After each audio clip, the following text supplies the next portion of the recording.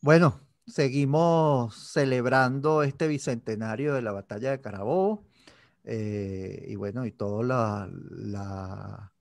los eventos que se están llevando a cabo, todas las publicaciones que se están llevando a cabo, y bueno, ya ese ámbito que es la edición que a la Fundación Biblioteca Ayacucho le compete. Bueno, estuvimos haciendo el libro conmemorativo de esta batalla de Carabobo, el bicentenario de la batalla de Carabobo, bueno, con bastante material, con el parte de la batalla de Carabobo, Simón Bolívar, con el correlato que hace Briceño Méndez de esa misma batalla. Y bueno, y muchísimo material que agregamos para poder hacer un libro consistente con estudios críticos y una parte muy importante que es la parte iconográfica. La parte iconográfica que sin ella no podríamos pensar Carabobo. Estoy seguro que cualquiera, la primera imagen que se le viene a la cabeza cuando piensa en Carabobo es ese esfuerzo titánico de Tobar y Tobar de retratarlo en una sola espacio, como es la batalla de Carabobo. Y bueno, y todo ese juego iconográfico que despierta, porque finalmente, si bien se obtiene la victoria en la batalla, y empieza ya a generarse esa idea de la república, eso, todo lo que es el país, empieza también a imaginarse de cierta manera. Y bueno, y los artistas tuvieron tanto la literatura como todas las artes visuales, empiezan a tener un papel fundamental en lo que nosotros concebimos como fue esa primera patria y en este caso específico la batalla de Carabobo. Y bueno, y la persona que nos ayudó a completar esa parte visual del libro, todo ese recorrido gráfico a través de la batalla de Carabobo, fue Rosana Álvarez, quien es historiadora y bueno, y es la que hoy nos va a contar más o menos cómo se elaboró ese imaginario, cómo es esa invención de Carabobo a través de las artes gráficas. Así que bueno, Rosana, no voy a hablar más porque aquí la protagonista es usted, así que como decían por ahí, disponga usted de las cámaras y conversemos acerca de cómo fue esa elaboración del imaginario de Carabobo. Bueno, en principio, gracias Jesús por la invitación, gracias a la Biblioteca Ayacucho por abrir este espacio y bueno, felicitarlos por el extraordinario trabajo que han estado realizando a propósito de la celebración, de la conmemoración de este bicentenario de este hecho tan importante como fue la batalla de Carabobo. Bueno, fíjate, tú has dicho una cantidad de cosas muy, muy importantes y muy interesantes, ¿no? Fíjate, Carabobo no solamente se ha pensado desde el relato escrito, también se ha proyectado sobre la imagen, como bien mencionabas, ¿no? Hay una iconografía, no es numerosa, pero sí es importante, que tuvo además su apoteosis en la archiconocida batalla del Salón Elíptico, en que realizara Martín Tovar y Tovar en 1888. ¿No? Sin embargo, la batalla de Carabobo fue un tema plasmado por otros artistas. Eh, Ambroise Jagnery es un francés que realizó unos grabados que hoy en día forman parte de la colección del Museo Bolivariano. Hay también una réplica en la Academia Nacional de la Historia, donde se reproduce la batalla de Carabobo, es poco conocido. También está Pedro Castillo, que es un artista venezolano, criollo, valenciano, que es conocido como el muralista de Páez, ¿no? Eh, También recreó la batalla de Carabobo en una versión bastante interesante que vamos a ver en unos minutos. Por supuesto, Antonio Herrera Toro, nuestro gran Antonio Herrera Toro, que fungió como ayudante de Tovar y Tovar durante la realización de la monumental batalla de Carabobo, que está en el plafón del Salón Elíptico del Palacio Federal Legislativo. Juan Antonio Michelena, que es padre también de Arturo Michelena, cuya pieza lamentablemente pues está extraviada. Bueno, yo no la conozco, sé de su existencia por algunas lecturas que he hecho. Y bueno, Arturo Michelena, por supuesto, que trabaja algunos bocetos, pero no logra culminar la pintura, ¿no? Ahora fíjate, estas piezas, ¿no? Tienen un elemento interesante, ¿no? Que es su filiación con el romanticismo, como corriente plástica, ¿no? Pictórica, que también en la época, sobre todo entre los años 1870 en adelante, cobra mucha fuerza en Venezuela, ¿no? Pero es una corriente pictórica que viene de mucho antes, ¿no? Atraviesa, por supuesto, la arquitectura, la literatura, la pintura, como vengo diciendo, y nosotros vemos, por lo menos en lo que tiene que ver con nuestra producción iconográfica, sobre todo las piezas elaboradas por Michelena y las piezas elaboradas por Tovar y Tovar a finales del siglo, cómo esta corriente influye de manera potente, ¿no? En esta conversa que yo quiero compartir con ustedes, incluí también estas piezas previas que acabo de referir hace unos minutos atrás, porque se ubican cronológicamente también dentro de los años de lo que se conoce como el prerromanticismo. Estamos hablando de los años más o menos 1780, 1820. En ese sentido, las piezas de Castillo, de Pedro Castillo, y como decía hace unos minutos, la de Ambral y Jean-Guy, constituyen una parte importante de esa iconografía prerromántica que reproduce la batalla de Carabobo, ¿no? Sin embargo, no será hasta que Eduardo Blanco, con su Venezuela heroica, y bueno, todo este proyecto que, digamos, de alguna forma llevó adelante Antonio Guzmán Blanco, se elaboren estas representaciones heroicas de lo que fue la batalla de Carabobo.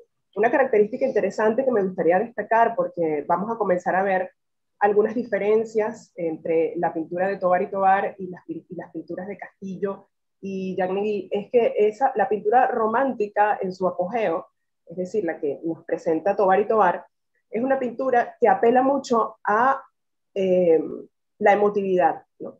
Tiene una carga dramática importante, la idea es remover, por supuesto, el sentimiento del público. Entonces vamos a ver cómo elementos tales como la muerte, la construcción del héroe, se ve expresado en el uso del color, en la forma en la que están dispuestas las escenas, en las escenas que son reproducidas en esta pieza. Y bueno, no es, digamos, casualidad que cada vez que tenemos oportunidad de ver esta pieza de Tovar y Tovar, pues uno queda como impactado. Pero bueno, vamos a hablar un poco de los murales de Pedro Castillo para ir un poco en orden. Pedro Castillo, como les decía hace unos minutos, fue un pintor valenciano. Algunos dicen que en realidad es de Villa de Cura, pero bueno, eso no está como muy definido, ¿no? Castillo fue abuelo materno de Arturo Michelena. Bueno, vivió en Valencia, en donde tuvo la oportunidad de conocer a José Antonio Páez, cuando ya era presidente de la República. En este momento, Páez le encarga la realización de una serie de murales decorativos para su casa en Valencia. Hoy en día es un espacio para visita pública, ¿no? A partir de los relatos que el mismo Páez le cuenta, Pedro Castillo fue recreando varias acciones bélicas con un estilo bastante peculiar. Recordemos que Páez tuvo una participación sobresaliente, importante, fue uno de los protagonistas del periodo bélico de nuestra guerra de independencia. La obra de Pedro Castillo, algunos estudiosos la consideran como el primer testimonio de pintura de guerra que un artista venezolano asume, ¿no? Asume el reto de recrear un hecho histórico bélico con intenciones incluso documentales, no solo estéticas, ¿no? Esto, por supuesto, no le resta valor al trabajo de Castillo. Por el contrario, se trata de unas piezas interesantísimas que nos muestran unas escenas a plano abierto, desde una perspectiva, vamos a decir, aérea, ¿no? Panorámica, en la que se divisan los grupos, los bandos enfrentados. No estamos viendo en esta oportunidad una escena específica, sino que vemos como una visión más general del campo de batalla, ¿no? Digamos. Castillo utiliza vamos a decir, una forma, un método propio, ¿no? de las pinturas de esa época, que es identificar con pequeñas letras distintos momentos que están recreados en la pintura, ¿no? Para luego, al pie de la tela, de la pieza, identificarlos con una leyenda, ¿no? En este tipo de pintura de Castillo no existe propiamente un héroe exaltado. Digamos que no se nota el dramatismo con tanta fuerza porque vemos es un gran plano extenso en el que parece ocurrir todo al mismo tiempo y es un escenario además topográficamente identificable, ¿no? Vemos que hay como una colina que podemos suponer que se trata del Cerro de Buenavista. Hay sobre este cerro, sobre esta colina, algunos jinetes, hay algunos personajes donde podemos identificar a Bolívar, pero no solamente lo identificamos porque lo vemos, sino por lo que decía hace unos minutos. Castillo identifica con letricas A, B, C, los distintos grupos que están dispuestos en la composición. Algo similar realiza Jacques Neguy, el francés que les comentaba al principio. Este grabado de Jacques Neguy guarda interesantísimas semejanzas con ese mural de Castillo, ¿no? Algunos estudiosos suponen que se inspiró en esa misma pieza para producir su grabado, ¿no? En torno a este pintor no existe, a este francés no existe como mucha documentación que nos hable de él, ni siquiera se sabe si vino efectivamente al país, cosa que hace suponer que algunos de sus trabajos referidos a batallas de Sudamérica, porque también reprodujo otros episodios bélicos de Sudamérica durante los periodos de independencia. No se sabe si vino, es muy probable que los haya realizado a partir de grabados y de otras imágenes referenciales que recibió en su país. Ahora bien, aparte de estas dos representaciones iconográficas, pictóricas, que son como las menos conocidas, bueno, está la que sí conocemos mucho, que es la batalla de Carabobo del Salón Elíptico, la elaborada por Martín Tovar y Tovar. Bueno, en principio a mí me parece importante reconocer, decir que el Palacio Federal Legislativo es, bueno, es una obra arquitectónica extraordinaria, que además conserva unas reliquias históricas de gran importancia para la nación, como es el original del Acta de Independencia, por ejemplo. Es una pieza, el Palacio Federal Legislativo es una obra del arquitecto Luciano Urdaneta, que se construye entre los años 1872 y 1887, ¿no? Y en el ala norte de este palacio se ubica lo que conocemos como la cúpula oval, que tiene unas dimensiones extraordinarias, ¿no? Tiene 26 metros de alto y 13 metros de ancho. Digamos, estas proporciones de la cúpula oval constituyen el marco que soporta la pieza de Tovar y Tovar, la batalla de Carabobo. La pieza total tiene una dimensión de 458 metros cuadrados, ¿no? Es verdaderamente una obra de grandes dimensiones, digamos, para la plástica venezolana y más para la época. De hecho, bueno, el artista, investigador de las artes venezolanas, Juan Calzadilla, dice que ese trabajo de Tovar y Tovar divide el siglo, pone fin a una época, a un estilo pictórico, y comienza lo que será la etapa heroica de nuestra pintura, ¿no? Hay una opinión previa a la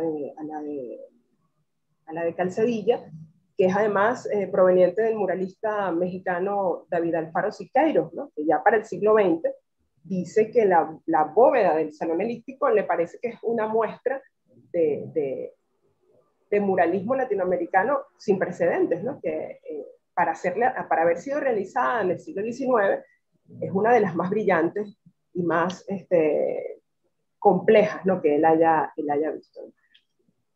Ahora, hablemos un poco de quién fue Martín Tovar y Tovar para entender también las dimensiones de su trabajo y para entender el impacto que él como artista plástico tuvo en nuestra historia, ¿no? Tovar, bueno, un detalle que a mí me parece súper curioso, súper interesante, que el padre de Tovar fue un militar que sirvió a las órdenes del oficial realista Pablo Morillo, ¿no? Quien se enfrenta al Libertador más o menos creo que en el año 1818, si no me equivoco. Y resulta interesante que 50 años después le fuera encargada una obra pictórica para ensalzar al hombre contra quien se enfrentó su propio padre, ¿no? Es una cosa que cuando estuve como leyendo me resultó bien interesante. Tovar tuvo oportunidad de viajar a Europa, y bueno, como algunos de los pintores de su época, y formarse en varios campos de la pintura, ¿no? Tovar estudió anatomía, paisajística, confección de piezas de ropa, estudió perspectiva, y también pudo aproximarse a los géneros que estaban en boga, los géneros pictóricos que estaban en boga en ese momento, como lo fueron, bueno, el neoclasicismo, el romanticismo, explora también la temática histórica. Digamos que más o menos entre los años 50, a finales de la década de los años 50, Tovar ya está de regreso en Caracas, dirigiendo una cátedra de dibujo natural y topográfico, ¿no? Tovar también fue aficionado a la fotografía, y bueno, esos estudios, esa aproximación a estas disciplinas, pues por supuesto que le posibilitaron el desarrollo de un ojo bastante acucioso, detallista, lo cual pues sin duda le permitió la realización de retratos de altísimo nivel, de altísima factura. En la Galería de Héroes, que está en el Salón Elíptico, bueno, quien tenga oportunidad de ver esos retratos, son unos retratos definitivamente extraordinarios, ¿no? Y esto, por supuesto, le da una fama que lo coloca dentro de dentro del panorama de como candidato a la realización de una de las obras pictóricas más ambiciosas de nuestra historia, ¿no? Entonces, aquí es cuando se da, digamos, esa relación entre Antonio Guzmán Blanco y Martín Tovar y Tovar, ¿no? Se da el encargo.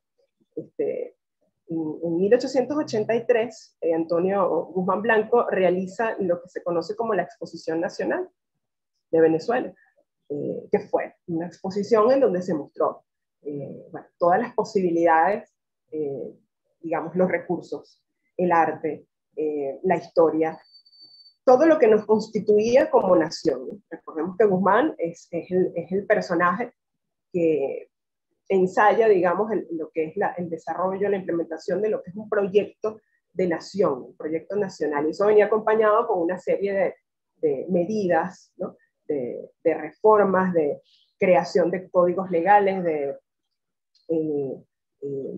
digamos, con orientaciones a lo que es crear la idea de nación en Venezuela, ¿no?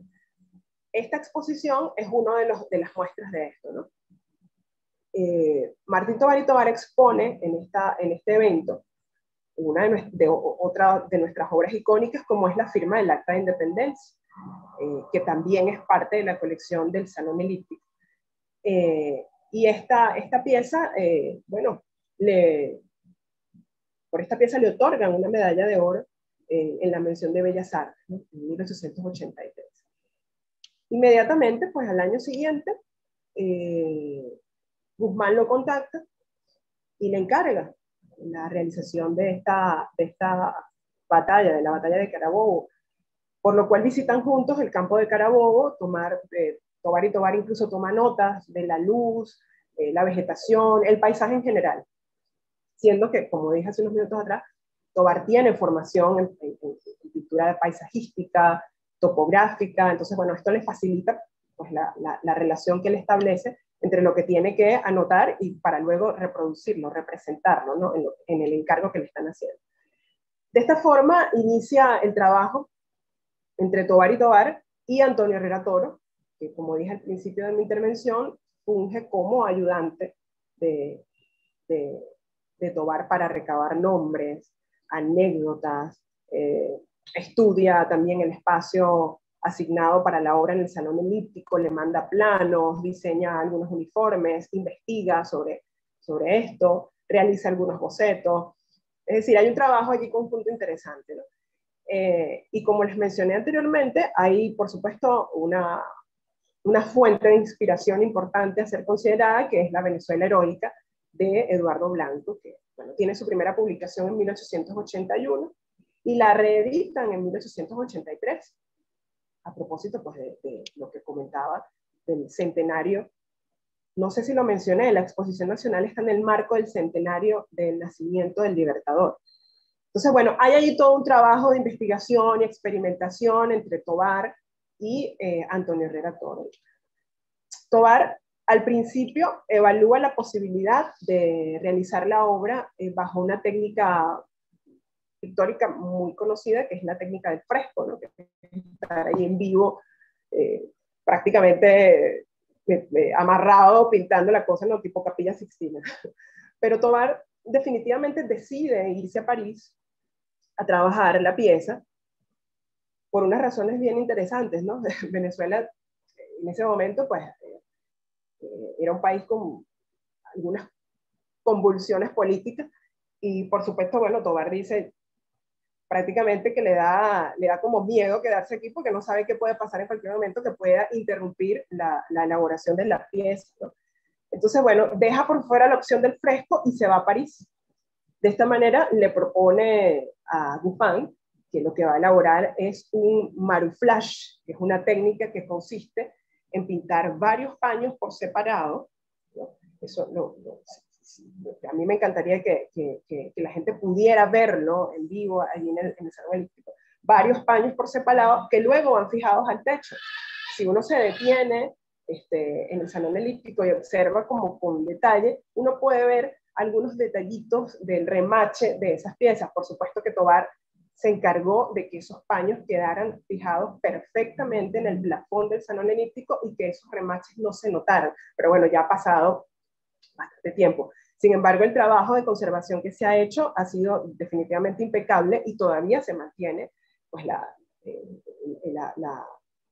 belleza de la obra, la continuidad de la pieza, como me imagino que habrá sido cuando inauguraron el Salón Elíptico, ¿no?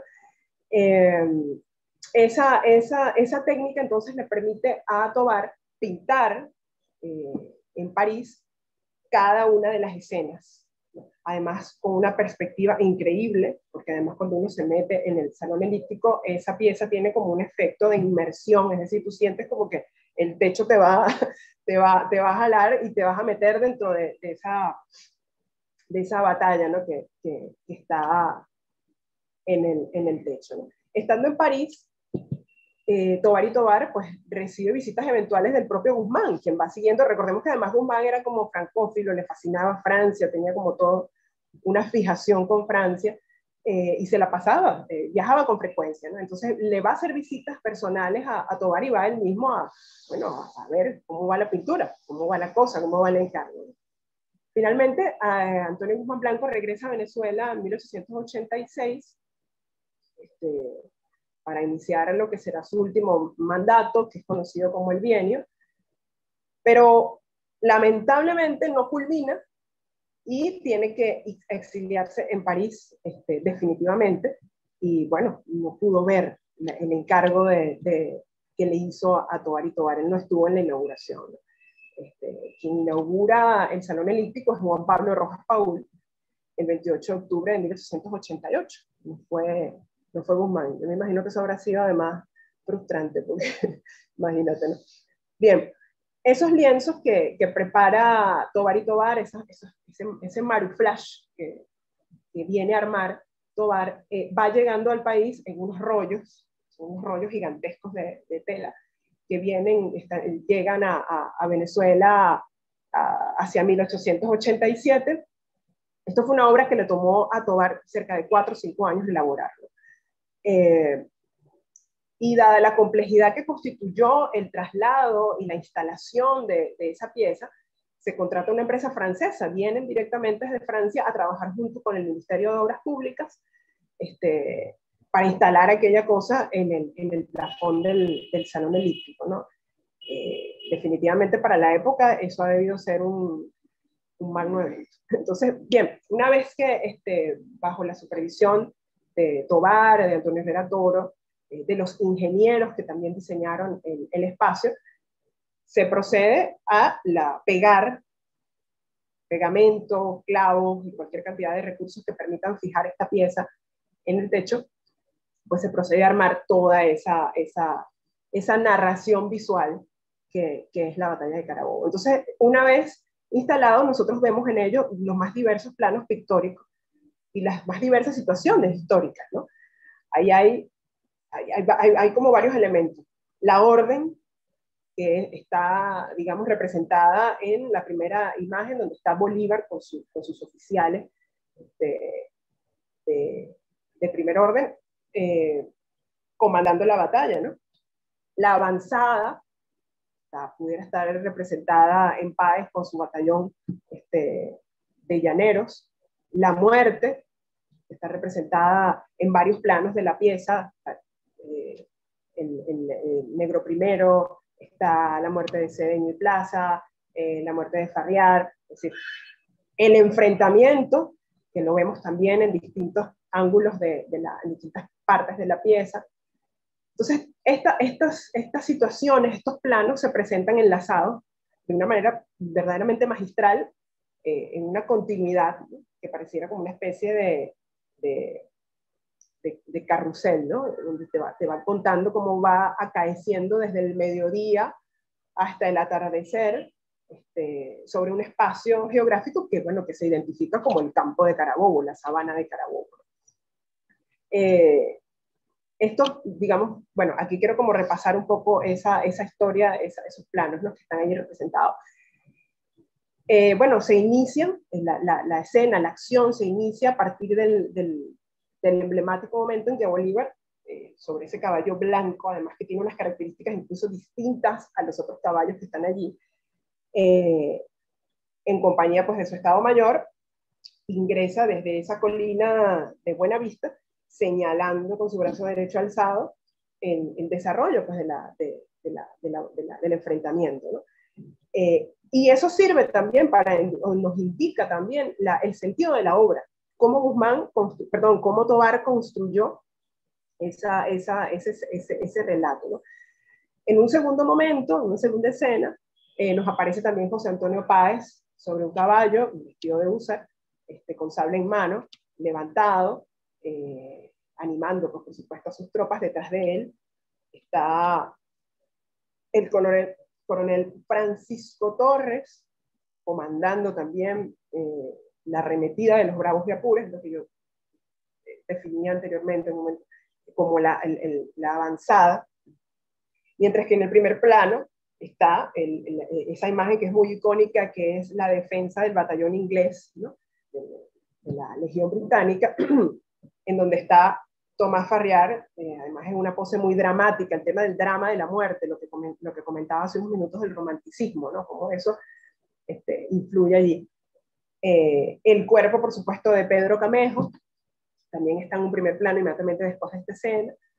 En el plano siguiente, en un tercer momento, que lo ubicamos justo al extremo de la pieza, de la cúpula, hay una escena de contraataque del contingente realista, que está pues representado en esa muerte de Ambrosio Plaza y el general Manuel Cedeño. Es un momento además épico, es una imagen bastante impactante, emotiva,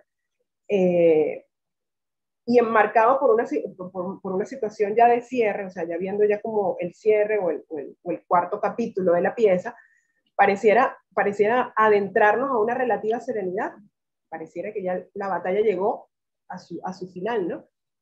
Vemos a unos llaneros cabalgando frente a una choza que está en llamas, que dicen que es el cuartel general de la torre, y es como una especie de alegoría del fin del imperio, ¿no?, del fin del dominio español, del triunfo. Hay un caballo blanco sin jinete que está pasando frente a esta choza y que puede ser símbolo de la naciente república. Como les había dicho, esta pieza de Tovar le tomó 5 años, aproximadamente 4 o 5 años realizarla, desde que es encargada hasta que es instalada finalmente en el año 87-88. Y también se considera, los estudiosos pues, de la historia del arte, de la pintura, llegan a decir incluso que Tovar tiene como un estilo que mezcla el realismo con el neoclasicismo y el romanticismo en la pintura venezolana, en esta pieza, ¿no? Y que además le rinde un hermoso homenaje al paisaje local. El realismo porque, bueno, al ver los retratos, al ver además el afán por representar de una manera épica, pero bueno, de alguna manera también apegado, tratando de apegarse a la verdad, producto de sus investigaciones históricas, estos estudiosos dicen que, bueno, que hay elementos realistas en la pieza.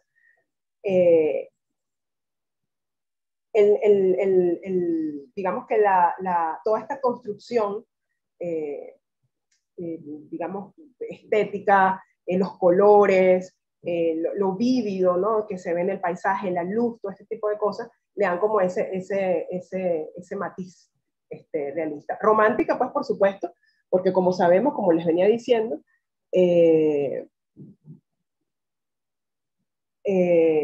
apela a la emotividad, ¿no?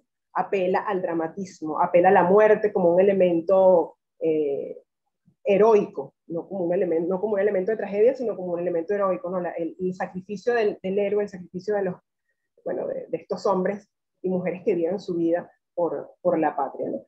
Y en el aspecto del neoclasicismo, algunos estudiosos hablan de esa claridad de la composición, ¿no?, de estos elementos organizados de manera precisa, además el tratamiento de la luz, este tipo de cosas. Bueno, muchos de ellos asumen pues, que tiene algunas características neoclásicas, ¿no? Sin duda alguna, esta ejecución de la realización, la instalación, la batalla que significó para Tovar la elaboración de esta pieza, es sin duda es considerada también una experiencia de integración total de las artes, ¿no? Porque además fue una pieza concebida no solamente, o sea, no es plana, es concebida sobre la base de una estructura arquitectónica.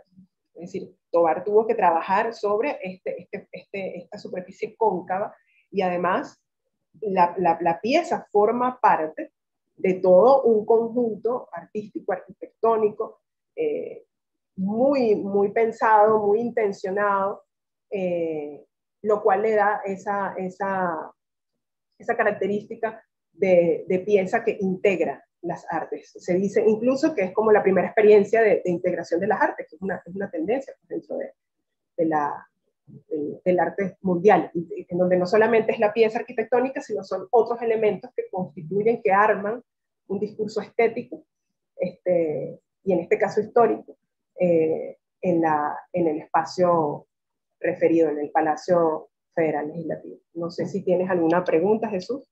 Okay. Cuando vimos las imágenes por primera vez, a mí particularmente lo que más me llamó la atención y algo que completamente desconocía, porque uno siempre ve a Michelena, siempre relaciona a Michelena con Miranda, y bueno, y todas esas estampas patéticas que tiene de la enfermedad, de todo esto, pero nunca tenía conocimiento o sabía justamente de Michelena con esa idea también de la batalla de Carabobo, ese Michelena épico de cierta manera y también narrativo, como bien tú dijiste. Yo creo que tanto la pintura de Pedro Castillo, el mural de Pedro Castillo, después viene el pintor francés y el mismo Martín Tovar y Tovar, y bueno, y después que vimos los bocetos de Michelena, también tienen una intención narrativa fundamental. y que bueno, y que lo emparenta con eso que llama Will Eisner, Will Eisner define el cómic justamente como narración secuencial, ¿no? Es eso, es arte secuencial, dice Will Eisner. Y es justamente esto, es como tú cuentas una historia en un mismo espacio como diferentes partes. Y bueno, y esos bocetos de Michelena de la muerte de Cedeño, por ejemplo, eso puede ser una portada de un cómic moderno sin ningún problema.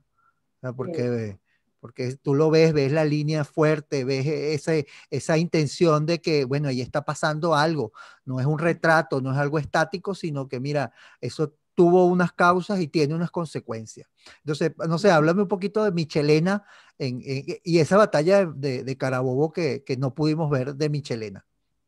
Sí, bueno, fíjate, ahí yo no tengo mucha información precisa, es extraño, yo también me sorprendí cuando no sabía que Michelena había abordado Carabobo, lamentablemente no la termina, lo que tenemos de Michelena son bocetos, ¿no? Son algunos estudios, pero sin duda alguna, bueno, además Michelena tiene un trazo increíble, muy realista también, muy romántico también.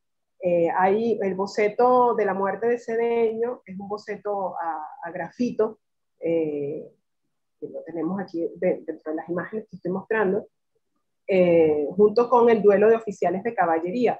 Son dos piezas realizadas entre el año 1891 y 1894. Yo desconozco si es un encargo o si sencillamente es un estudio, una inquietud de Michelena por abordar un tema histórico, ¿no?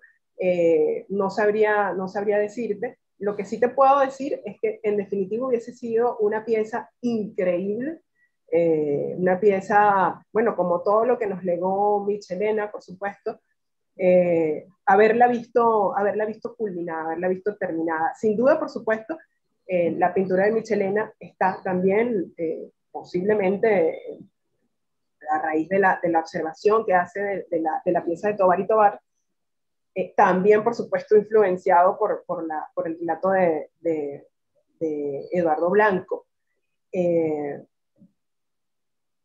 Está sin duda alguna relacionado con ese mismo estilo, con esas mismas escenas. Fíjate que él hace justamente una de las escenas que reproduce de Tovar y Tovar, la muerte de Cedeño. La muerte de Es uno Cedeño, sí.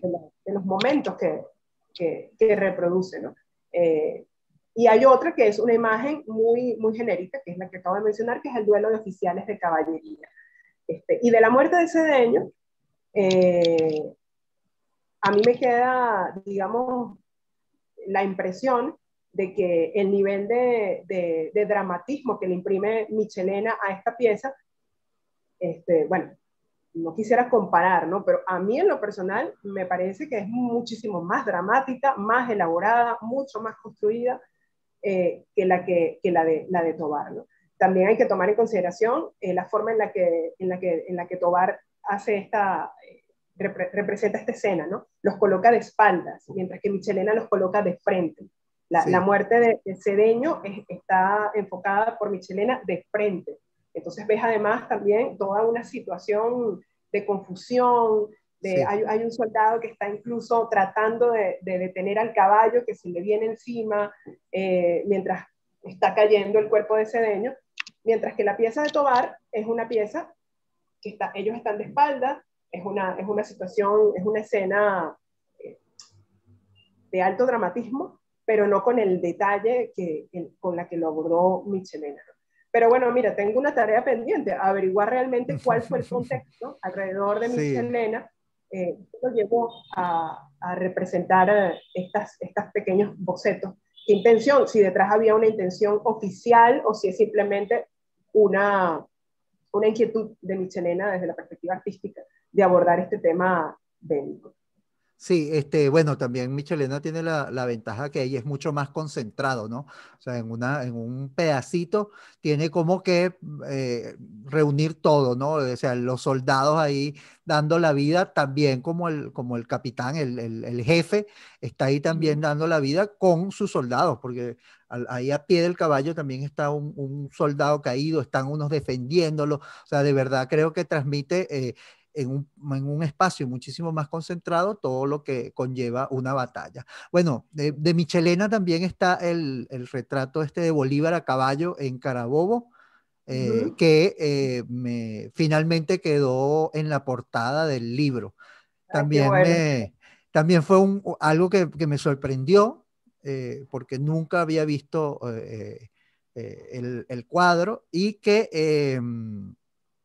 bueno, y que ahí es todo lo contrario. Si Bolívar está en primer plano, la batalla queda como en una esquina de fondo y que bueno, pero que finalmente tiene el mismo efecto, ¿no? O sea, el Bolívar es pero la batalla está ahí de telón de fondo. Entonces, Sí, bueno, Rosana, muchísimas gracias por toda esta exposición, por este viaje a la batalla de Carabobo, que si bien todos nuestros invitados han tratado de hacerlo, ¿no? Manuel Carrero lo hizo a su manera, echando el cuento de lo que sucedía antes de Carabobo.